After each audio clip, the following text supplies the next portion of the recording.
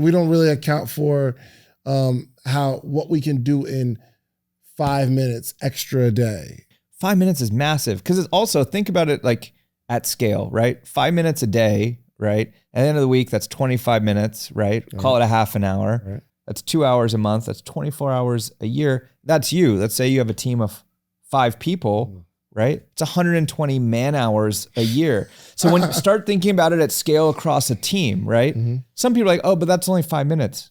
I look at that 5 minutes for your team as 120 hour time savings a year. What could you do as a team with a free 100? And it's just free. It's like you're just getting 120 hours. It's like celebrate those small wins and think about things not for yourself, but the team, the organization.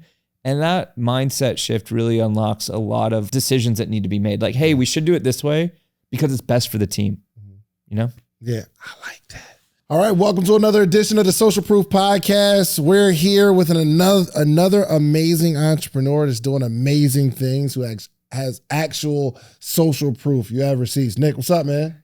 Thanks for having me. Oh, I'm glad you're here. Oh, man. I'm having a great time out here in Atlanta. As you should. Where'd you go? Last night we went to Le Colonial, a French Vietnamese place. I was out with Dre, our mutual friend, and some other people. And then I'm flying back out today. So nice. Quick in and out, but liking it out here. Good. Yeah. I want to get into this, man, because you are probably one of the most important people to the entrepreneurial community. Big level entrepreneurship, and also like smaller level, which I think you're even more important in the beginning stages because you get to lay a foundation. 100%. Yeah. So 100%. I'll let you kind of like introduce yourself and what you're doing. Sure. No, I appreciate that. Well, I'm Nick. I run a company called Leverage. We help business owners, entrepreneurs, organizations be more efficient, right? And to your point, the sooner you lay out a foundation, the easier everything else is, right? So we work with a range of people from early stage entrepreneurs up to some of the biggest companies in the world. And ultimately, we're there to teach them the best practices of how to operate better, how to use tools like as simple as email can save you 3-5 hours a week. But there's tools like out there like email and Slack and Google Drive and Asana and all these tools, but no one's ever been taught when and how to best use these and think about them. And if you wait too long to kind of put together a strategy for that stuff, it really becomes difficult to clean it up later. Anything you change when you're bigger is harder, whether it's how you operate or trying to roll out a new policy across the company. Just the bigger you are, the harder you are, harder any change is. It's exponentially. So if you're early stage, set that foundation, whether it's an operations foundation, whether it's your core values, whatever it is, it's so much easier when you're early stage. It's an advantage. So you say, and when it comes to efficiency, the sooner you do it, those time savings, if you can save 5 hours a week right now in your early stage, that's 5 hours a week for the next X number of years that you 100%. Just got back that you can reinvest in figuring out strategy, how to scale, et cetera. So it's just, your time's the most valuable asset, I feel. And I want to give back millions of hours to the world. Stop having to go on a scavenger hunt. Stop having to waste time sorting for some document that's just hard to find because you're disorganized. I want to remove all that so people can focus on, high value add activities. Gotcha. Give me an example of and maybe you don't have to like use names or anything like that, but give me an example of a small business owner that you've helped and how you've helped them through like just time efficiency. I'm trying to like paint a picture of what it is that you do. Sure. I mean, there's so many. For one, we've worked with health practitioners, vet hospitals, financial advisors, you name it, right? Everyone isn't good at email. Right. So I could give you 100 examples of, the most entertaining situation where like they needed me to come clean up their systems and we made a few tweaks. All right. So I have one example. Actually, this person, but I'm not going to name names. And she is a female doctor in the female space. I know the person? Yeah. But I'm not going to mention. How would I know the person? because our group that we both met at, she's in that group. Got you. So one, I helped them with email. I helped get them to inbox zero. Inbox zero is basically like when you open up your email, you don't have 10,000 read unreads. It's like you have like less than 10, right? And when that's possible. I can help you with that. Like that's possible. That alone saves hours a week. But also, if you think about how much opportunity and money is sitting in your inbox right now that is just getting missed because you don't have a good system to get through things. Email adds stress, wasted time, and missed opportunity. Like I can guarantee you've probably got millions of dollars sitting in your inbox right now. If you don't have a good strategy with how you're dealing with email, you could be sitting on millions of dollars in that inbox and you just miss stuff, right? So helping them with that's not funny or sexy, but like that was one. But right around the beginning stages of the pandemic, they had some people that were leaving. They needed to be able to work remotely. So the stuff that we're talking about here, it's just as useful if you're a remote company or in person, but especially if you're remote or a hybrid and you want to work with people remotely, you've got to have some strategy around how you collaborate if you can't just go and tap someone on the shoulder to talk about something. True.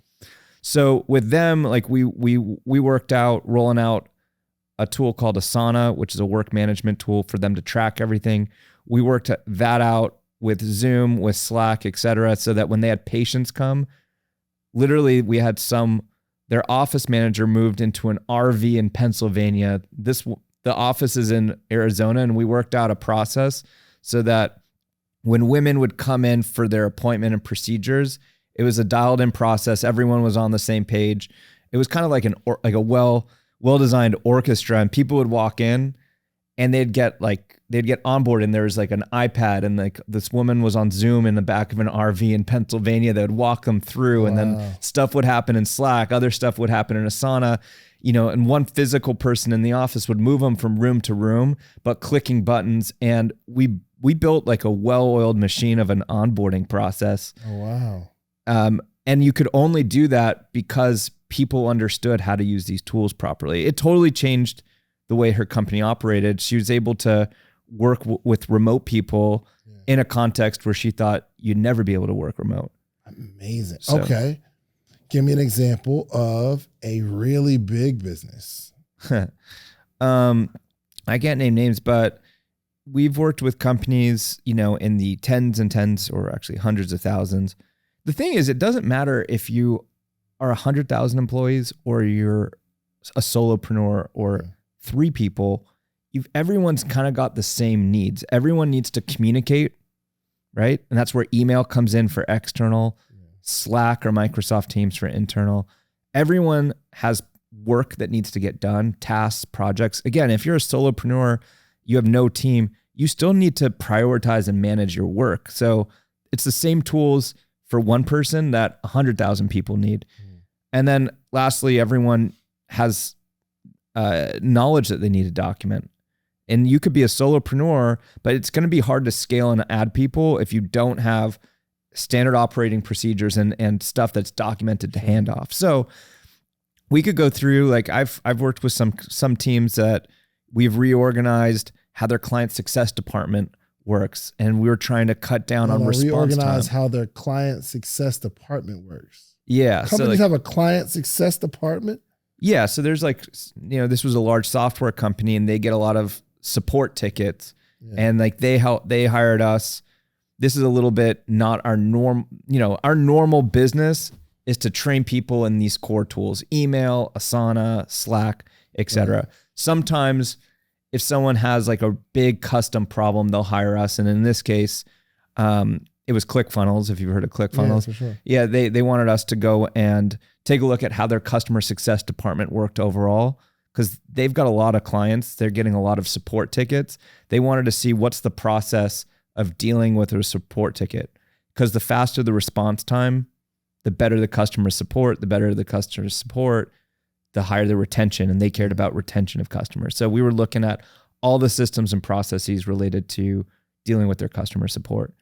Wow. We've worked with marketing teams that have, say 100 people on their marketing team, and they want us to help them re-optimize how they're looking overall at their marketing strategy and how they prioritize their work.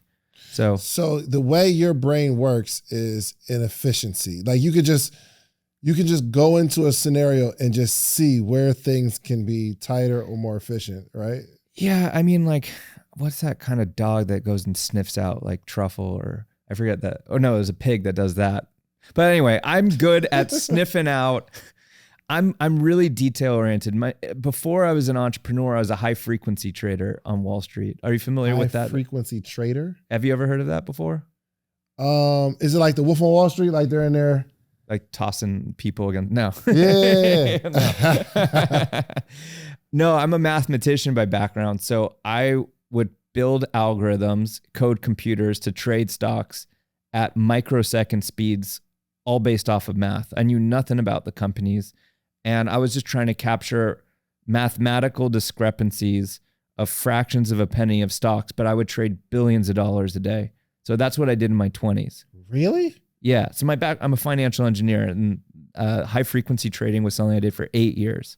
So Nick, there's so much I got to unpack. Hold on. Give me a second, because I got mad questions. Okay. For one, you're building out software like trading bots. So I would build the algorithms to go into the bots that were proprietary to my team. I worked for a large investment bank, and I was in an internal hedge fund in the investment bank. And I lived in Asia. I traded all the Asian markets, and then I did it in New York for 5 years too. And I did that career for 8 years. And in that career, one, I developed a deeper appreciation for the value of time. Cause like we're literally looking at microseconds, like we're having crazy conversations. Like, a telecom company will come in and we're talking about how high the tower is going to be to have like the most direct shot to Chicago from New York to save like a nanosecond. We're talking about like doing weird stuff that's like way beyond my technical knowledge, but like bypassing the kernel on the operating system to save another microsecond. So the computer is just like optimized for your algorithm, right? Like we were doing some crazy stuff there, but it made a difference. Like a microsecond could mean millions in that business. So I'm just programmed to celebrate small wins and like, how can I save a microsecond? How can I save a second? And celebrate those small wins, because like some people are just looking in general, like, how do I save 10 hours a week? Like that's kind of hard, but And in my book, which I'm sure we'll get to later, like I give some strategies like how you can have some of those big wins. But you also have to be celebrating small wins. Like you have to be programmed to think, hey, I do this thing a lot. How can I save 5 seconds? But maybe I do that thing like 100 times a week, right? So that's like 500 seconds a week. You know what I mean? Right? And like, okay, that's like 8 minutes a week. That's like a bit more than 30 minutes a month. That's like, hey, that's like in the end, like 6 hours a year that I just saved from this thing that like I wasn't really paying attention to. Let's go get it. Like, let's find another 1,000 of those things. So you have to not just be looking for the big things, but the small things. And I developed, back to your question, I sniffed those things out because like my background as a high frequency trader, like I'm programmed to be looking very, very, very, very micro in that space. Gotcha. Right. And it's all automated too. So I developed this like skill set for like, how do I automate as much as possible? So coming from that background of a high frequency trader. Yeah. Choice lit. First, okay, back before that. I'd imagine you did really well in school. I did all right. Were you one of the people like you just don't even have to study, you just get it? Here's the thing. In undergrad, yeah, like I did well. I graduated a year early. And in my third year, I realized, hey, I'm going to graduate early. I studied math. I went to UCSB for my undergrad. And then I realized in my last year, and I was just efficient, like back to efficiency. Like my first year there, I took a look at the course catalog and I was like, okay, if I take this course, and this course, it counts as 3 general educations in one. So like I optimized it in the first year. I kind of mapped out, I can take all the classes I need Tuesdays and Thursdays, have 4-day weekends to party. One hack though with school was I kind of basically without realizing it, had like a co-founder in school. This guy, Darren, was my best friend, and we just signed up for every class together. And we always came 1-2 in every class. And he was cool. We were good friends. So we just had a good system where we would just study together and kind of divide and conquer. Gotcha. But then I realized I was going to graduate early. I threw out an application to like 10 grad schools thinking I would just stay at Santa Barbara. The only school I didn't want to pay for was Berkeley because it was the #1 program in financial engineering. I was like 19. The average age was 30. 40% had PhDs. I was like, there's no way. It's a waste of money. It's the only application my mom paid for. Somehow I got into Berkeley. I was the youngest that they ever accepted. The first week there, I became friends with this guy, Serge, who's literally a rocket scientist and a professor of artificial intelligence. I never met anyone as smart as this guy in math. And I remember thinking to myself, like, okay, I know how to study math. Like I can get good grades. And I remember he wiped the whiteboard, handed me the markers, like, go improve that thing. It was called common filtering. It was a mathematical thing. And I remember looking at the pen. I'm like, I actually know nothing about math, but I just have a high pain tolerance. I know how to study efficiently. I ended up doing really well actually in grad school and like won the prize for master's thesis and stuff. But I had to work my ass off in that place. Gotcha. And Reese, can we bring his mic down a little bit? Want me to pull it down? Volume, I don't know. I mean, you'd have to okay. Reese got you. Don't worry about it. Okay, cool. Okay, so you're really, really smart. And okay, this is one thing I wanted to ask too, because I'm not that. I'm literally the opposite of that. You know what I mean? Like being able to process information and being able to read something, to regurgitate it, it's just not my thing. Yeah. What is the downside of being that scholastically smart? Well, I don't even know if that's a good question. Coming from like someone like me, I'm like, I think, go for it. I think that like, one, I think the whole concept of school is changing, right? And I think that sometimes people hang on to their credentials and think that just because they did well in school, went to a good school, that's all that matters. So like, I actually don't really talk about school that much.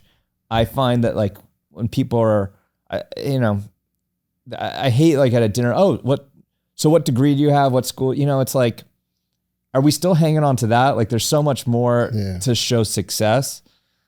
So I do think it could give people a false sense of kind of their credentials, and lean on it too much.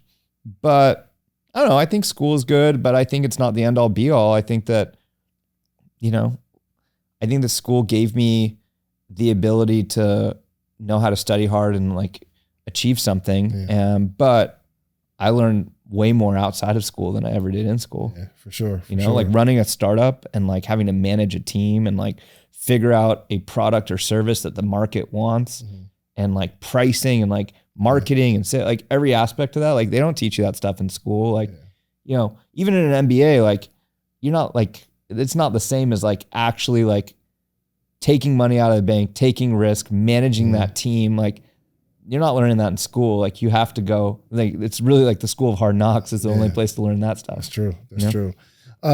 So you told me even before this interview that you've pivoted a bunch. You've been an entrepreneur. Have you been an entrepreneur for 7 years or just kind of on this particular path for 7 years? On this path, I before this, I had an app that I launched. What was that? It's called Calvin. It was a scheduling tool. So I've always been on this efficiency stuff. Yeah, I'm really well, I don't know. I think like my whole life, like I've just always hated feeling like I'm wasting time. Like my whole life, I've just been like obsessed with time. Even like when I was a kid and my mom, she's British and she's long-winded. And like, even like bedtime stories were hard. I'd be like, all right, so she wore a red dress and she got ate by a wolf. I get it. Like, I don't need 10 minutes of this story. So I've always just kind of been obsessed with how do I cut a corner in terms of like doing something a bit better. And so back to like school, I did that with the GE classes and like I studied efficiently. As a high frequency trader, it's all about being efficient and saving time. Think of a number in your head. how much do you think it would cost for me, a pretty successful entrepreneur, to coach you every single day, to give you all of the game? I'm talking about every day for an entire year, Monday through Friday. I'm on a virtual call teaching you how I've done the things that I've done, and me updating you every single day in real time on all the business moves that I'm making, all the negotiations that I'm in, everything that I'm doing before I actually do it. How much you think?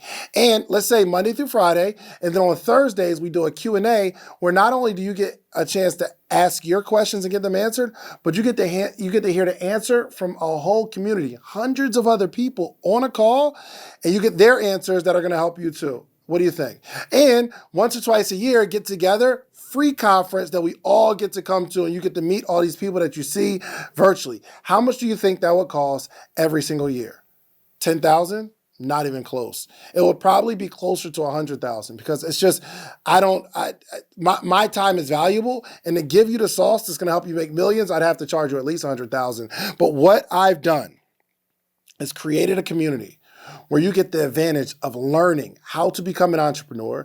You get to network with hundreds of entrepreneurs every single day. You got a community that keeps you inspired and excited. You will read a book club with us every single day. We'll also have an event where we come together once or twice a year for free. We do all of that for $399 for the year. Go ask somebody. I've got receipts of things that I built over the last decade, okay? I am willing to coach you. $399 for the year. Listen, go to themorningmeetup.com or click the link in this video. Let's get back to the episode, but keep in mind, I want to coach you. Let's get started. And so that's kind of just like what I'm obsessed about. Like, how do I save time for myself, for millions of people in the world? And so Calvin was a scheduling tool, also about saving time. I don't know. When I see a problem, into what? What would Calvin be? Do you still have it? No, I shut it down. I shut it down because the first iteration of Leverage started doing really well really quickly, and so I was just following the money. Gotcha. But the problem Calvin was solving was, so I forget, the stat was like something like on average for two people to make a plan, it takes like 6.2 back and forths. I forget what the exact number is, something like that. And with groups, it's exponential. So if you have 3 people trying to find a time to grab dinner, or 4 people or 5 people, it's harder and harder. Mm-hmm. So I don't know. I was newly single. I was making a lot of plans for dates at the time. And it was like a lot of text messages. I'm like, there's got to be a better way to like just manage my personal life and like manage kind of all the different things I want to do. And so I'm an engineer. So I'm like, oh, I should go and build this. There's nothing out there. And it was around the same time Calendly and some of these other tools. So it's kind of like, okay, gotcha. So the difference between Calendly gives you a scheduling link that you could send to one person and one person books. Mine, if you're familiar with Outlook, how you can see, or Gmail even, you can see the free busy of your colleagues because you're in a closed network. I was bringing that to your social network. So I could imagine like I could upload my calendar into Calvin. We could be friends on Calvin, so we don't work together.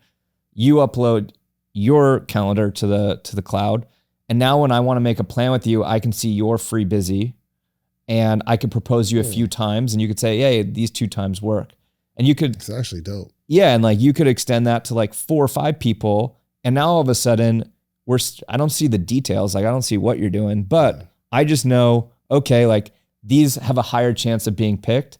And so if you imagine 4 people, you could see the white space, and then people would start voting. Hey, I like option 1 better than option 2. That's dope. So that was the thing. It's really hard to do an app though. Like, you know, how much did you spend on that? I spent out of my pocket $250,000 on that app. Really? I mean, but I was a first time entrepreneur. I made so many mistakes, prioritized, like we overbuilt for the first iteration. Looking back, I should have gone to market quicker. Because everyone thought it was dope. Like literally, there's not a single person. Still, I mean, and it's unsolved. So if anyone listening wants to get in on it, I got all the code base. I got the design. But and how old were you when you built it? I was 30. I'm 38 now. So okay, gotcha. Where'd you get it? Just happen to have $250,000 laying around? You know, high frequency trading wasn't that bad of a first job. Oh, so you was getting to that bag. Oh yeah. Like, why did you stop that? That's a good question. I mean, like I was making 7 figures in my mid-20s doing this. I don't know. I think that maybe it's a bit me being cocky. Like I just figured, hey, I'm smart. I figured it out here. Startups gotta be easy, like compared to high frequency trading. Yeah.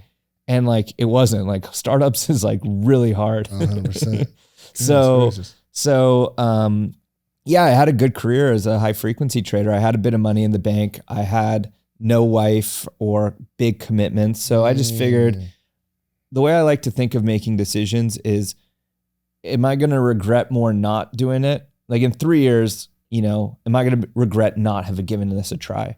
And so that pushed me over the edge to give it a try. Well said. So I tried the app. It was getting some traction, learned a lot. Like if I were to launch an app now with all my knowledge now as an entrepreneur, I'd have a better chance. And then in that journey, I had a close friend of mine in the productivity space, and we were brainstorming virtual assistant companies. So again, in productivity and time savings. Sure. We were having dinner one day where the biggest VA company at the time, Zirtual, announced bankruptcy. And we brainstormed at dinner, what did they do wrong? What's missing in the market? Because I had tried a bunch. We came up with an idea. I'm like, cool, go and get 5 clients and I'll build the back end system and we'll launch in 2 days. And, 2 days. Like literally, I mean, it was like really, it was the opposite of what I did with Calvin. Like Calvin, you know, I was like hiring expensive designers. We did this massive like video shoot. I mean, it was beautiful, but like, it wasn't like that minimum viable product, like, you know, iterate and learn. And so this was like, hey, I'll just build something really scrappy, right? So I leveraged a tool called Trello. I built like an initial infrastructure. He got 5 clients. And then a month later, we gave a talk at Genius Network's annual event. We were the day 3 speaker after Tony Robbins. And we got... So you've been in Genius for a minute, huh? Yeah, like since like 2015, like 7 years now I've been in that group. Yeah, I've known Joe for a while. And we gave a presentation and got like 90 people to sign up for this service that was like literally just a side project. Oh, wow. Yeah. And it was like, damn, like we were like over 10K of recurring revenue like within the first month. So I was like, huh. And so we actually had a business. So eventually I shut down Calvin because that got so big. But, you know, just to tell you my journey with that, we grew too quickly. We made so many mistakes. Like, it's cool to scale, but premature scaling almost killed that business. We got to, in the first 12 months, we were really good with automation and like some of these behind the scenes things, but we were growing like 20% a month new clients, but we had 15% a month churn. So we were still net growing 5%, but we were good marketing masking a foundational problem with the product. And so what was the foundational problem? We just had a bunch of broken processes in that company, if I'm being honest. Like we threw money at the problem. When we were at capacity, we would hire more virtual assistants or more contractors versus trying to figure out the root problem. And that's a problem that most companies make. 100%. Right? It's like, how do you increase bandwidth? Oh, go and hire people. Well, sure, temporarily, maybe that gets a little bit of alleviation, but if you're not hiring them into a robust system, now you've got to go and manage that person, not to mention the payroll. So we got to the point where we were 150 people in the first year that we were managing. We were doing 7 figures of revenue. So people think, oh my God, that's impressive. Like I almost had a heart attack. Like it was, do you know how hard that is? So like we were just like hiring people and we were tapping into this. Like we got really good with where to go and get clients, but we weren't delivering the quality of service we needed to. Gotcha. And so in October of 2017, and I talk about this in my book, where we were having some issues together and he taps me on the shoulder. We met up at a coffee shop that we would work at. And he gives me not 2 weeks notice, but like not 2 days. He gives me like 2 minutes notice that he's leaving. Oh, wow. Yeah. Dang. And at that point, we're 150 people. I'm the behind the scenes guy doing all the like some system stuff. He was like the face of the company. So like when I tell you it was crazy, like it was wild. Like 150 people didn't know who I was. 500 clients didn't know who I was. And that 20% new clients went to 0. And I'm just left with 15% churn. So when he's telling me this, like I'm sweating, like I'm like, I'm going to go bankrupt here. You know, like so that's my story. Like we grew really fast. He tells me that he's leaving. I have to make a decision. Do I just bankrupt this company or do I re-navigate it? We would have gone bankrupt had I not had documented processes. Like we would have for sure.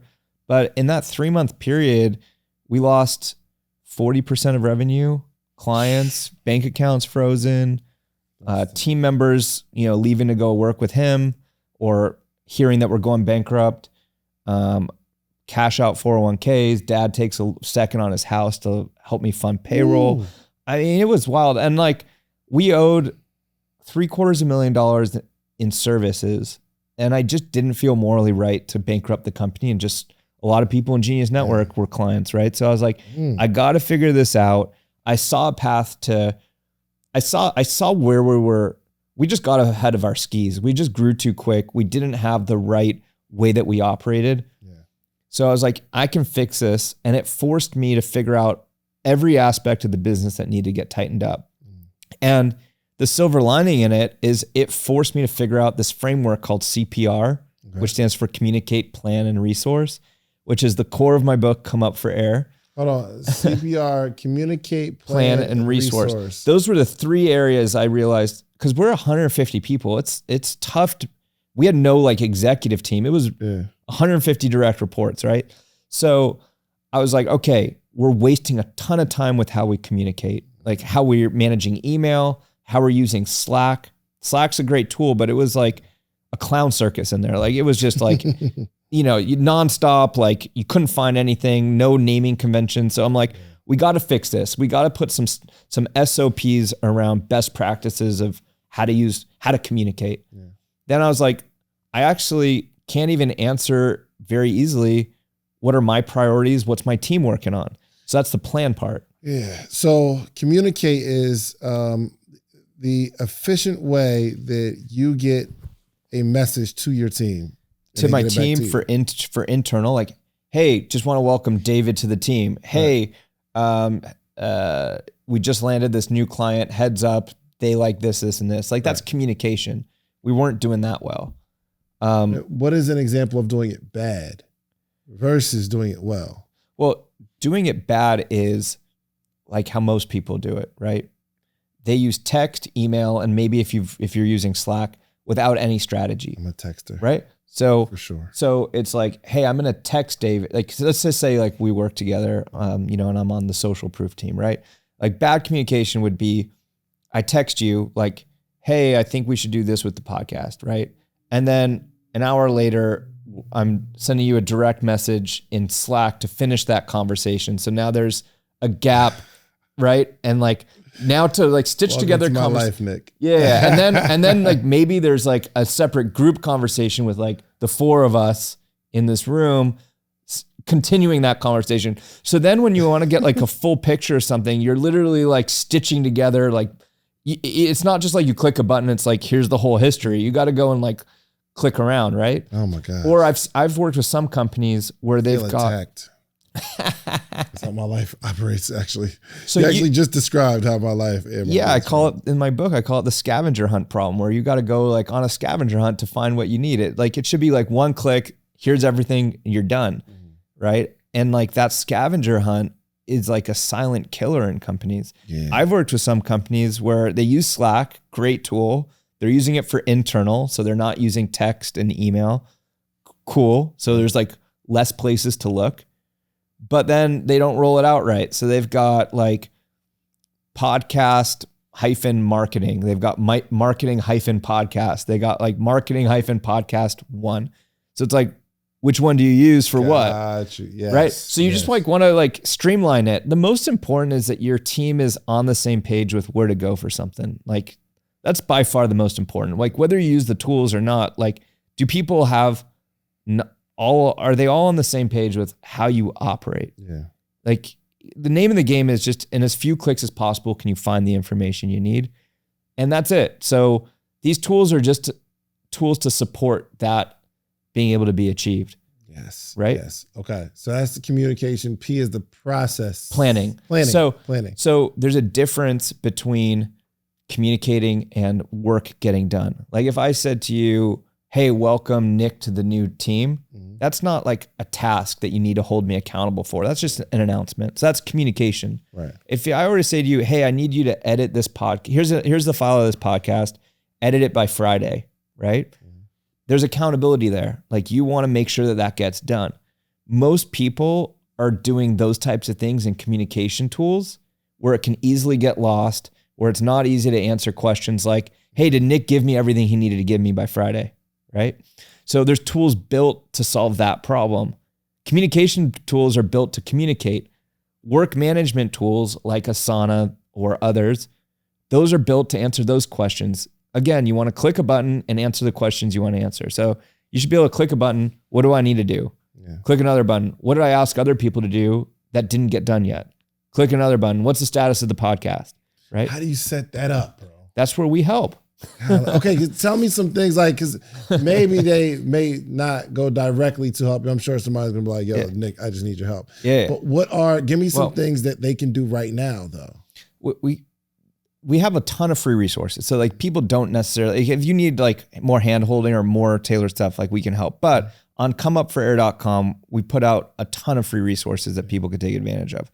I would say the very first step is having a policy in your company, like when to use whatever the tools are that you're using and just get alignment. That's like, because even if you don't use email right, or you don't use Slack right, or you don't use Asana right, at the very least, if your team knows when to look in those tools, at least they're not looking in 3 tools, they're looking in 1. Right. So, just take kind of what we're saying here with that CPR. What are your communication tools? What are your planning tools? Resources is all about documenting knowledge. So think about those buckets. You don't have to roll out a million tools at once. I would do 1 tool at a time, but just get your team at first aligned. Like, hey, we're not texting anymore as a team. Yeah. We're going to use Slack. Or, hey, we're not emailing anymore. Right. Usually, I don't really like Slack for something. Like it seems so. It's mad channels, and then each channel has like a bunch of like different chats in it, kind of. I hear you. 99.999% of the time, when people don't like a tool, it's because it just wasn't rolled out and taught properly. So if you roll out any new tool incorrectly in a company, it's probably going to hurt you. Right. So if you're not going to do it in a strategic way, I would just completely not even try because it could slow you down. Gotcha. But emails there's a couple of things people could do. One, learn how to get to inbox zero. We put out a lot of free stuff there. Yeah. That's a big win. See that? I got mad. Okay. Yeah. So this is Slack. Yeah. And I got a bunch of different your people and teams. So what are all these different ones? You got social proof. Why do you have all these other ones? Well, we got to look at that. Because I have like different people that's like, let's say I have a funnel building team, right? Yeah. And they also use Slack. So I'm like, yeah. oh, it's my funnel building team. So what you could do is Slack has something called Slack Connect. So you could have a bridge Slack channel between you and that company. So you don't need to even log into their Slack. You could just have one Slack account and still be communicating with them. So I'm logged into their accounts? Yeah, like each of those workspaces is a different company. So you probably just need one for social proof, and then add a bridge channel and social proof for like your funnel people, right? And like now you guys can talk in that channel and you don't have to be toggling between a whole bunch of different workspaces. I don't understand just yet. You see what I mean? No, not yet. So so right now, when someone sends me a Slack invite, that's me joining their channel. Yeah. And not channel, their workspace. Their workspace. Yeah. What you're suggesting is I have one workspace. Yeah. And I build a bridge to their company so I can go into one workspace, one channel. Yeah. And communicate with that person, or I can communicate with another person in that. All from that one workspace. Okay. Yeah. Cause this is super. Yeah. Cause that's annoying. I know I'm using it wrong. Yeah. Because I have, like, my name is different. And I think I got like a couple different accounts with the same email. All kind of weird stuff. I'll do a Zoom with you and we'll clean this up. Oh, thank you. Yeah. Cause I can see, that's very common. Like people that are frustrated, like I hate Slack, I hate this. It's just because there's probably something wrong with the setup. And if we spend like 20 minutes, we clean that up and then you're good. Really? Yeah. Like we're not talking like rocket science. Like some of these changes. It's not like, hey, this is a 2-year thing to fix. Like some of this stuff is really quick. Yeah. And I guess that particular confusion is really costing me a lot of time, which as an entrepreneur, that's money. Like you're a creator. Anything outside of you interviewing people, thinking about strategies for the podcast, like you toggling between a bunch of different workspaces, you having to scroll through text to find, oh, who's coming on today? And like that takes you an extra minute because like you have to look in 3 different places. Yeah. You got to clear all that up and maximize the time, as Joe says in Genius, like the stuff that gives you joy or is in your unique ability, right? Actually, I think that's a Dan Sullivan thing from Strategic Coach. Either way, it's really good. But like that's ultimately what I think the name of the game is here. Like, how do I remove all the stuff that is just not a good use of your time so you can focus on things that you either enjoy doing, like this is enjoyable. Like I'm sure that like if you could do this for the majority of your day, it'd be a good use of your 100%. Time. Right. So, it's interesting. I'm actually going through kind of like a team transition. And I realized that we were like over-tooled. Yep. Like we just had mad tools. Yeah. And is that because when you hired people, they came and they're like, oh, I like this tool. And it's like, oh, okay, go and set that up. Probably. I had one person that was kind of like central. And I think you can sometimes rely too much. Well, and you tell me, relying too much on systems and not creating a system that works. Like just different systems put together to create one system. It's a balance. Like you don't want to have like 1,000 tools to be managing because like people can't be toggling between too many. On the other extreme, I see people like just want to use text and email and nothing else. Yeah. So there's like an in-between here where I really like text, actually. Yeah, I mean, look, it matters what you're optimizing for. Are you optimizing? We're starting to get into the foundations of like what I believe is the foundations of efficiency. This is good. Right? So this is what I realized, and this is the underpinning concept of my entire book, right? So if I had to summarize the 320 pages into like 2 sentences, right? People are optimizing to transfer information as fast as possible, right? Nothing is faster than text. Yep. So if if you like text, it means you're optimizing to transfer stuff as fast as possible. Okay. Right? What I believe is what's needed in terms of mindset to scale and to really kind of get to the next level. Right. You need to optimize for retrieval, not transfer. And so optimize for retrieval, not transfer. So what I mean is nothing's faster than text, right? Right. But the problem with text is if in a week you need to go and retrieve, hey, what did I say to Nick? Was that in text? Was that in a group text? Was that in Slack, a Slack channel? Was that in Asana, whatever? You made it fast for yourself a few weeks ago to get it off your plate, but you're making it 10 times harder for yourself and your colleagues to retrieve information that they need to retrieve in the future. So the subtle but distinct mindset shift that I realized, it was like a big aha moment, is like, hey, I'm actually even doing this mistake. I'm optimizing to transfer stuff as fast as possible. Yeah. People are drowning in work, right? That's why this book is called Come Up for Air. Everyone I talk to, you're drowning in work. What do you do when you drown in work? Well, you try to take shortcuts. You try to increase bandwidth however you can. So you either hire more people to increase bandwidth. Yes. Most expensive mistake you can make, right? Yep. So if you're only getting 50, 60, 70% out of everyone and you're hiring people, but you still had an extra 30% you could have gone out of people, you just wasted money recruiting, onboarding. Now you got to pay a salary, and now you have to manage more people, which is hard, right? The other thing that people do when they want to get more bandwidth is they just get stuff off their plate as fast as possible. Yeah. So they just text or email, like whatever's fastest in the moment, because it's like, I'm too busy, I'm just going to get this off my plate. For sure. The problem is when everyone on the team has that mindset and everyone's doing the same thing, it's like in math. It's the difference between a local optimization versus a global. You're locally optimizing, like in the moment, you just did what's fastest. Yeah. Congratulations. But everyone's doing that. So in a week or in a month, you need to go and find that file. You need to find that conversation. good luck. Like you're back to that scavenger hunt. So if everyone takes pause and in the moment makes a mutual commitment to each other, hey, this is our policy. We're all going to respect each other. We're all going to put it where it belongs. We're going to put this in this bucket, this in this bucket. That's where really we're in the moment. It's frustrating. Maybe it's like, oh man, it's an extra 2 clicks. But in the long term, everyone saves time. It's like this. Like when you do your laundry, the fastest way to finish laundry is take it out of the dryer and throw it all into one drawer, right? 100%. You don't do that though, right? Like you separate. It depends on the day. Yeah. But a lot of people though, at least the way a lot of people finish laundry is they separate their socks from their underwear. Yeah, for sure. Absolutely. I definitely do that. And it's not faster. It's faster just to throw it all in one drawer. Yeah. But tomorrow when you have to put an outfit together, it's faster to put that outfit together because like you know the drawers. It's the same in business. Like you got drawers, put things in the right drawer. That is good. You like that? That's good. I love that. Yeah. You know what? I've been thinking about something before you, something you said earlier, and I just can't let it go.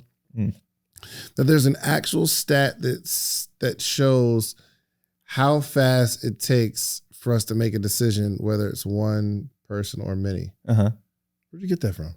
I mean, I'm citing something back from like 2014. That was about how many back and forths it takes for 2 people to make find a time to meet. Dig into that for me real quick. Well, it's just like if you think like me and you trying to grab dinner, on average, how many back and forth ping pong ball back and forth, right? There's a lot. Yeah, because I'm so indecisive. Indecisive. People are busy. Like I'm sure if we looked at both of our calendars, like it's probably like not that easy to find overlap. So like when you start doing it, you asked something too that I've been thinking about that I want to give to your audience. And you're like, where do people start? What could people do? Because there's a lot of tools. We're dumping a lot of information. I don't want people to sit here like, man, this is too hard. Where do I start? Yeah. Something that people could start with right away is the way that people run. Well, email is a good one, but if you don't have the right training or their material, the way people run meetings is really inefficient. And if you take a look at your calendar and the meetings you have, I guarantee you what's an hour time slot could be accomplished in 45 with some pre-work or an agenda. Yeah. What took 4 people probably could be done in 3. What's recurring once a week maybe could be done every other week. And so I would analyze how meetings are done. That's probably like the lowest hanging fruit in most companies. And also, especially as an entrepreneur, your time is always your most precious asset. Yeah. And time isn't linear, like meaning your time isn't always worth the same. Say you value your time at $100 an hour. That's a blended average. At 9 a.m. on a Monday, my brain is at full horsepower. I just had a coffee. I'm relaxed from the weekend. That time slot, 9 a.m. after a workout and my coffee, might be a $500 time slot, right? Versus like 7 p.m. on a Friday, that might be a $20 time slot, right? When I'm in the back of an Uber and I don't have my brain's tired and I don't have my laptop. So taking a look at your calendar and optimizing how you do meetings, but also optimizing it around predicting where your brain's horsepower is going to be and sticking things in the calendar that require higher horsepower when you can predict you're going to have. Look, you can't predict how you're going to sleep tonight. Yeah. And like you might wake up feeling terrible tomorrow. So you can't predict that. But in general, that maybe after a day with 10 Zoom calls, like your brain's going to be more tired. So like for sure, you maybe don't want to do the biggest interview of the year after the 10th Zoom call, right? So you just have to like think about it like that. Not that every time slot's worth the same, and optimize how you're strategically planning out your day and your week around predicting how sharp your brain's going to be. Another thing you could do is utilize dead time in a more effective way. So when you're in the back of an Uber, I do a lot of audio and video recordings when I'm in the back of an Uber. Right. Then like content or just like for my team. So instead of me needing an hour at 9 a.m. on a Monday, maybe now I can do that in 30 minutes because I utilized all of my dead time in the back of an Uber. And because out of that hour, it's not all collaboration. Some of it's me giving updates like, hey, we just closed this deal. We're doing this, we're doing that. I don't need to eat up live time for that. That could be asynchronous. So I'll record video, send it to my team to watch in advance. They'll do the same to me. And so I'm watching their videos and recording videos for them during these times that were, by and far just complete dead wastes of time. Yeah. So if you can like re-optimize and restructure your week and think about, how do I make use of dead time? How do I free up more valuable time for when my brain's sharp? That's a huge win that you could do right now. You don't need any fancy tech for that. Got it. Yeah, I think it's a much needed conversation around time management. Especially, we don't really account for like the minutes. You know what I mean? We don't really account for what we can do in 5 minutes extra a day. It's huge. And as you're talking, huge.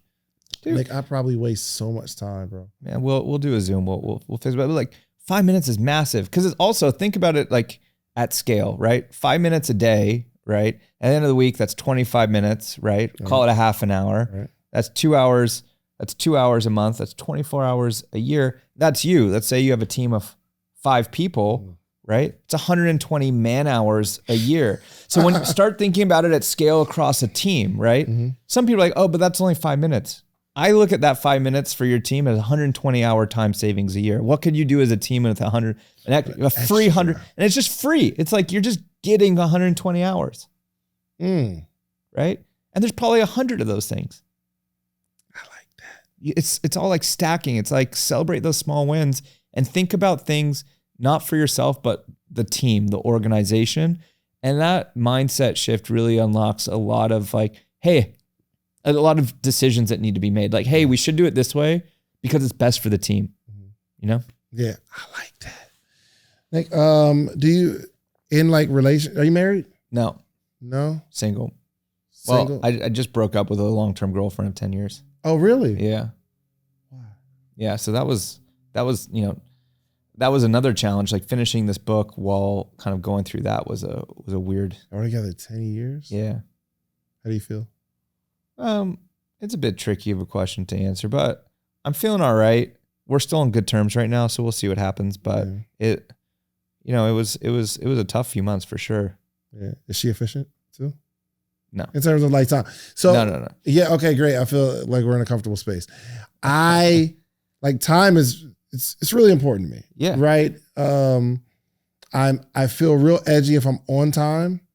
I like to be a little early. Yep. Like even today, I had a doctor's appointment and it lasted a little longer. Now I was on time technically for our appointment, but it wasn't that comfortable. But not everybody has like that internal clock, right? Does that cause issues in your relationship? Totally. Not even with your ex, but just period. Yeah. Like some of the things that would cause me frustration, it's like, if you're dating someone and they like getting to the airport like 30 minutes before the flight takes off, and you're sitting there like with anxiety, or it's like, hey, not that I'm like this massive long-term planner. I'm really much more like, I value my time. I don't want to just like waste 100%. Time. You know what I mean? And yeah, it's challenging for me if people don't value their time, and I'm sitting there like getting antsy, like it becomes a problem for sure in my personal relationships. I want to know how you've wound up dealing, because I deal with it quite often, which kind of like, and I hate to be, I guess, sexist, but I deal with it with a lot of the women in my life. Yeah. You know what I mean? Like whether it's, one of my best friend or my wife, or even my daughter starting to like, oh my gosh, I'm like, yo, we have to go. Yep. Is it right that we feel so frustrated with other humans? And here's the thing, I don't even know.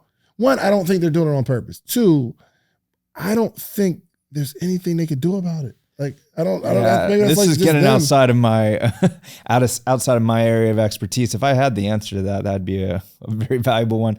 Yeah, I think that there's just some people, and I don't know if it's necessarily a bad thing, because like, when I look at some of these people, like when I look at my ex, she's one of the most happy, calm, stress-free people I've ever met. So versus me, like I'm always on edge. I'm like, man, I got to squeeze every second out of this thing. So I think like there's probably some in between that is more optimal. So, but yeah, I think that I've seen, at least with her, a shift where she now has more responsibility with work. So I think the bigger your responsibility is, the more you value your time. Yeah. I think that that's really the only way to do it, is like, you know, how do you get them to value their time more? Yeah. You know? Okay, from a leadership CEO perspective, Yeah. how do you, obviously you can put systems in place, Yeah. but how do you manage, or how do you help improve inefficient people where they just they don't see it that way. They're not in a rush. They don't see the minutes. Yeah. I just don't hire them. Like, I mean, I work, my company is an efficiency training and consulting company. Yeah. So like, if you're not efficient, it's going to be really hard to work, you know, at a company in particular, like mine. But you know, one thing, I don't believe in like the 9 to 5. Like, people are like, do you believe in 4-day work weeks, 5? I'm like, I believe in just setting outcomes that we're aligned on. And if they could do it in 10 hours a week, great. Yeah. If it takes them 100, sorry. And then it's my job to provide them with training and tools and systems and strategies to help them hit those outcomes. Yeah. But we have unlimited vacation days. I don't care where you are, when you work. It's like, get it done. You got to get these things done, right? And I hope that they automate as much as possible. Like, I hope that they hire their own virtual assistant and get stuff off their plate. Yeah. I hope that they work 10, 20 hours a week to get it all done. Mm-hmm. I mean, I'll probably start adding more to their plate if I can see that they're getting through it. But, you know, I don't want, it'll prevent burnout and they'll stay longer. So for me, I really have the mindset, like, what are the outcomes I'm looking for? And so we have a mutual alignment there where I want them to be more efficient, but it's better for them too, because the more efficient they are, the less hours they're going to need to work. For sure. So I just kind of create I facilitate kind of this structure where we're all rooting for the same thing. Good. I loved it.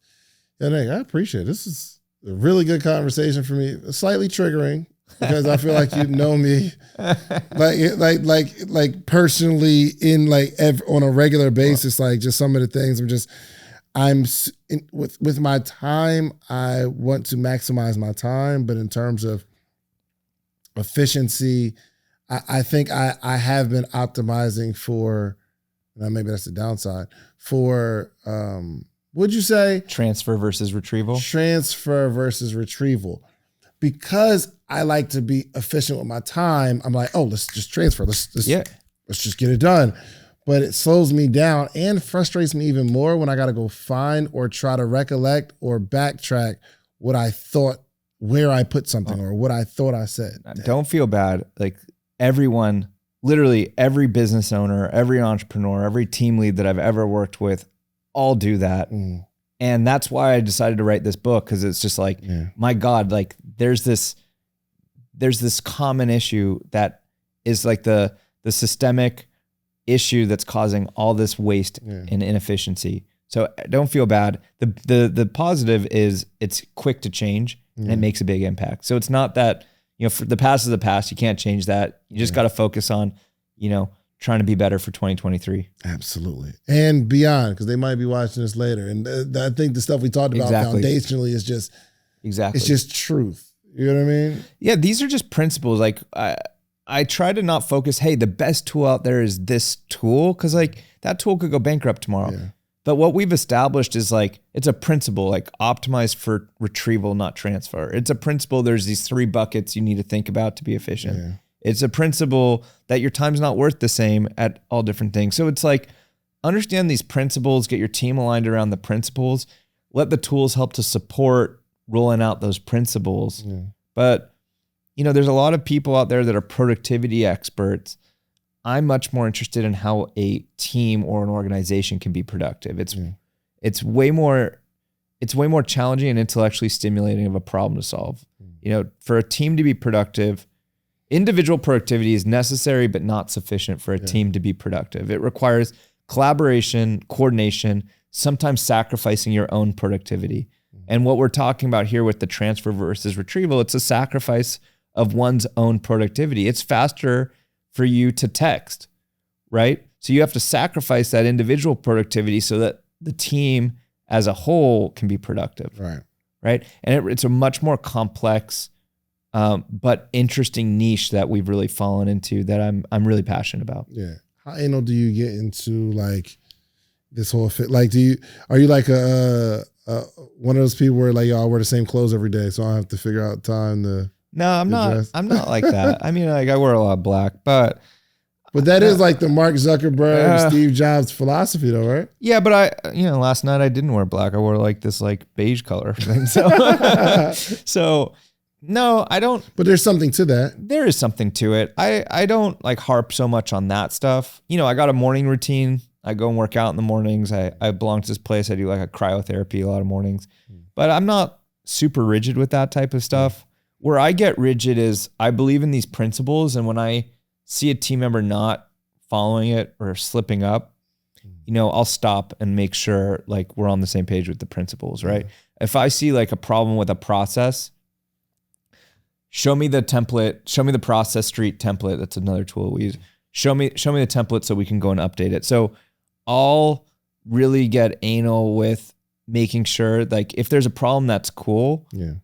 But I stop and I make sure that I prevent as much as humanly possible the error to happen again. Gotcha. And so I've programmed the team, hey, if there's an error, I'm going to ask you for show me the process. So like I'm training the team like just to show it to me up front, like, hey, there's this issue, here's the process. I love it. Right. And so like that's where I'm like, I spend a lot of energy to like get the culture thinking like that. Strong. Nick, I appreciate you coming through, man. Came all the way to Atlanta to see little old us. Oh man, thanks for having me. Podcast. Absolutely, man. So I guess let everybody know how they can find you, how they can work with you. Yeah. Where to pick up your book, all that stuff, man. Yeah. So comeupforair.com. We got the book coming out.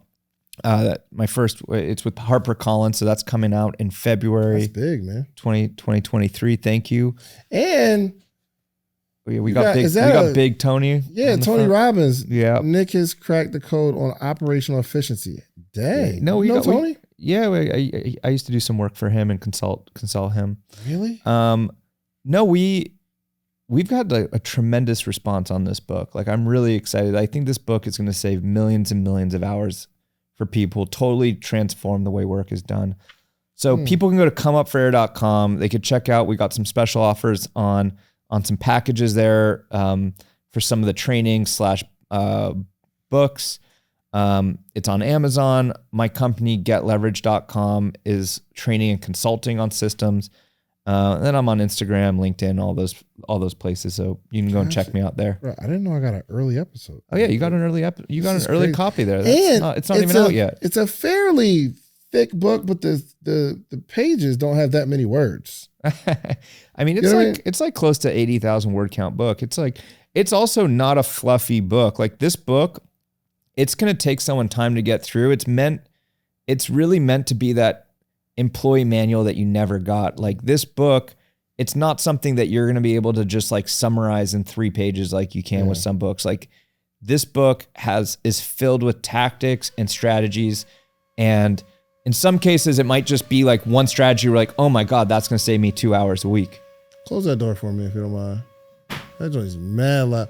I think it's he has the back door open probably. I don't know. But go ahead. I'm sorry, Nick. No, all good. Or just tell him to pause it for a second. But yes, I'm sorry. So this I need this. I need this, and I need like. Really, it's like a book that like your whole team needs to read. Well, that's the beauty of this stuff. Like as opposed to an individual productivity book, this stuff, it's like speaking a language. Like imagine you're hiring people to work with you on the podcast, and one speaks French, one speaks German, one speaks Spanish. And it's like, hey, we got to go and pump out some podcasts. If everyone's speaking a different language, it's hard to get work done.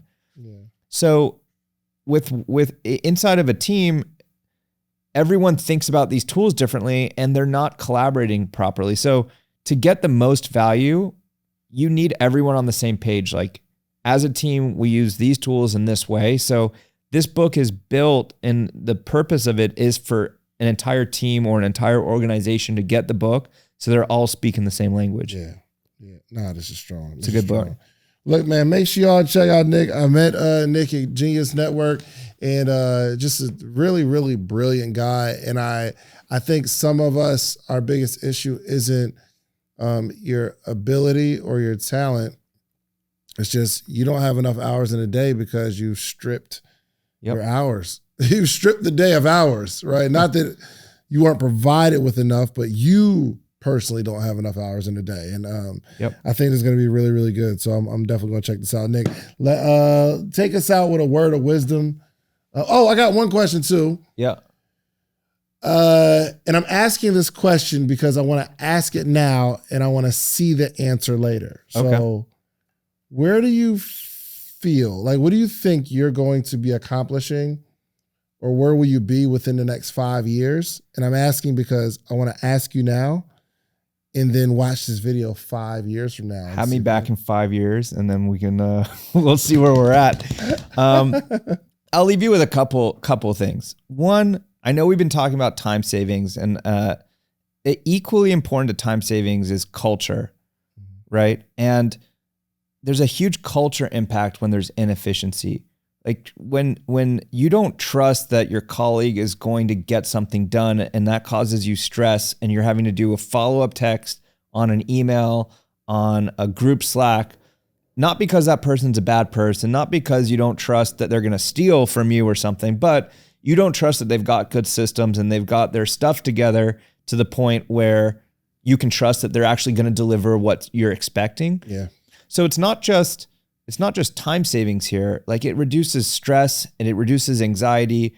It helps prevent those trust breakdowns and those culture impacts before it becomes an issue. Like 9 out of 10 times, it's not that you have bad people that are untrustworthy in the typical sense of untrustworthy. It's just they don't have a good system to manage and track and deliver everything you're expecting.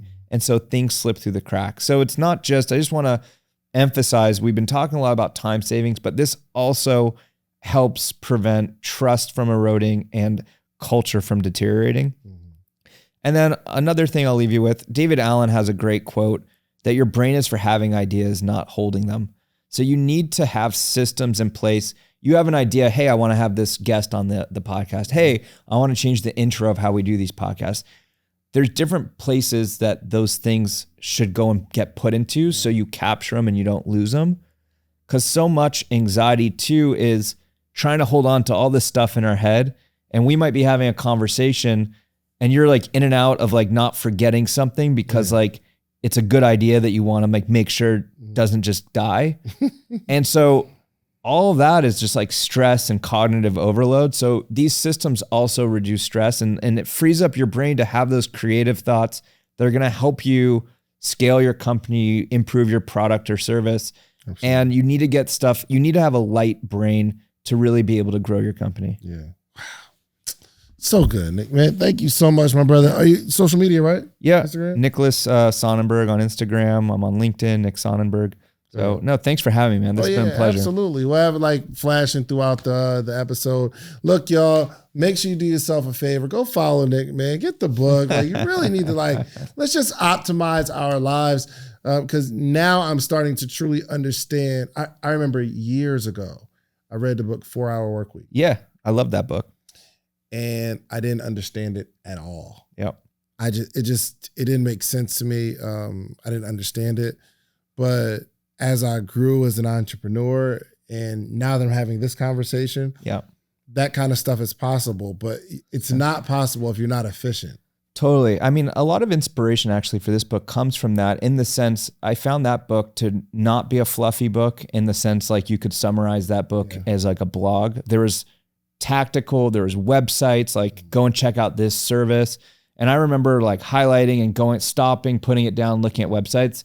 And so likewise, we've done the same, but it's much more for how a team or, a business owner for their organization or an entrepreneur, tactics and strategies and services that they can implement to like quickly and immediately save time. So I'm glad you brought that book up, because I really respected what he did there in terms of just being not fluffy and having a lot of tactics. Absolutely. Look, man, we will have a link below. or you can rock with Nick, get his book, and figure out how to work with him, okay? So make sure you go follow Nick and do yourself a favor. Go get you some social proof, meaning go build something, but then you got to come back to your community and teach people how you did it. That's the only way our community grows. Only way our world grows, really, okay? So make sure you like, subscribe, listen to us on the audio experience of the podcast on Apple Podcasts and Spotify or wherever you listen to podcasts. We are out of here. Peace. If you like the video that you just watched, click this one. You're going to like this one, maybe even more. Click it right now. Is this costing me more than it's paying me? And it might not be monetarily, right? There are some people who have the story of, I was willing to lose it all, for my dream. Everybody's not willing to lose it all for your dream.